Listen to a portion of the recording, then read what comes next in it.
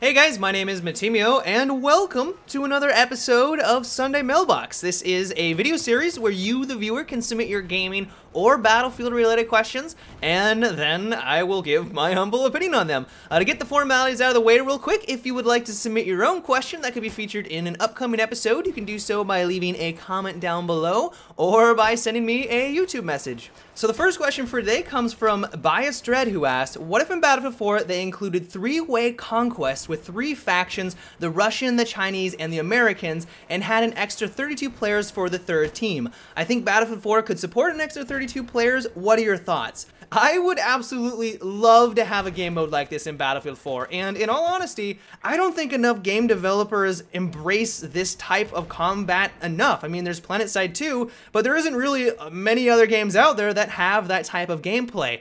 And if you think about it, it also kind of solves a lot of the issues that you have with only having two teams on a match. You guys have probably been playing Battlefield 3 and had the scenario where you get completely capped out and there is literally no way for you to move out of your deployment. And when that happens, the matches devolve into something that is very boring, it's not very enjoyable, and it just turns into a camp fest, which no one really enjoys.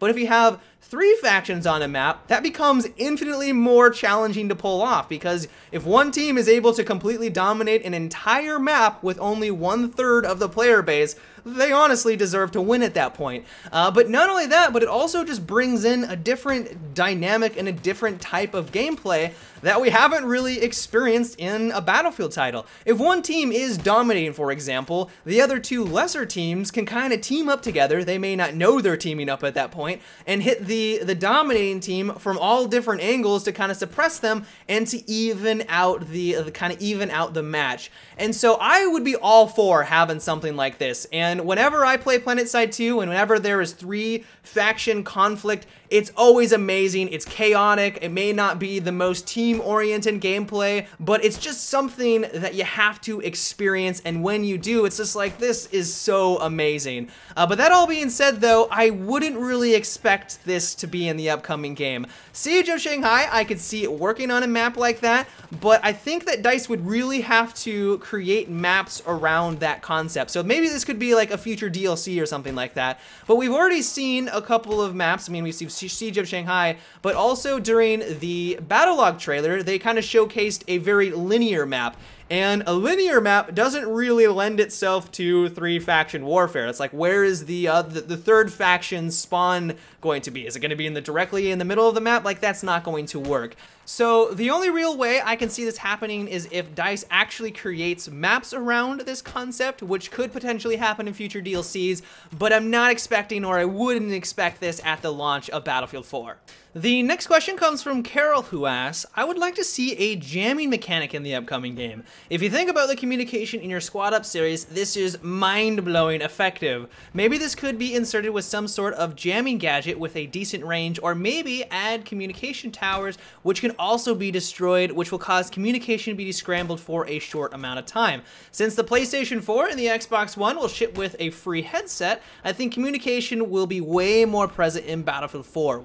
I really like this concept, and there's been a bunch of other games out there that have adapted something along the same lines. If you guys remember, back in Call of Duty 4, or the original Modern Warfare, there was a perk that when you were close to the enemy team, it allowed you to eavesdrop in on their conversation. Like, you could hear their voice communications. But the thing is that no one used that because everyone else was using third-party programs to communicate. They were using like Ventrilo. I don't think Skype was available at that time, but basically everyone was on Ventrilo, and so you wouldn't hear anything. Like, no one was using the in-game voice comms. And so for Battlefield 4, if they did add a mechanic like this, I'm not exactly sure how effective it would be, and in all honesty, it would only really hurt the players that are using the in-game voice chats, and it would actually probably deter people away from using them because they're going to be at a disadvantage from everyone that is using Skype or Ventrilo or these other third-party programs, because they're not going to have scrambled voice comms if something like that was implemented. So I don't see DICE doing this simply because for that very reason. I mean, it's a very cool concept and I like the idea of it, but simply because there are these third-party programs, I wouldn't really expect to have that. So the next question for today comes from Blackheart Films, who asks, I know one of the big problems for jets and flying in Battlefield 3 was getting caught stalled in the flight ceiling and not being able to tell when you were about to hit it. The ceiling height varies with each map, so wouldn't it be nice to have a visual marker to show you? I was thinking of having maybe a cloud layer just before the ceiling so that you have a reference on how high you can go. What would you do to help avoid stalling in Battlefield 4?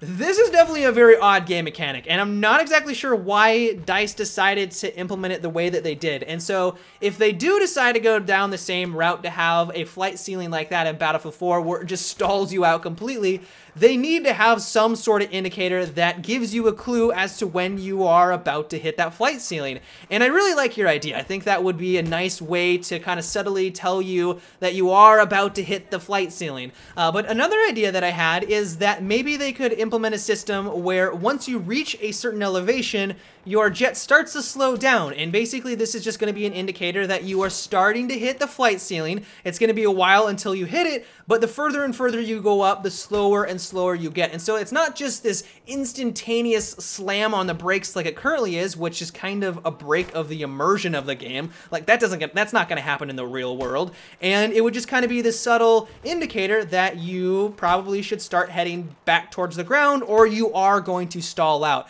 And these are just two suggestions. There are many different ways on how DICE could approach solving this issue, and I really do hope that they do something a little bit different for Battlefield 4 because it's just this really wonky game mechanic that breaks the immersion when it happens, and it's also just frustrating when it occurs. So I absolutely agree with you.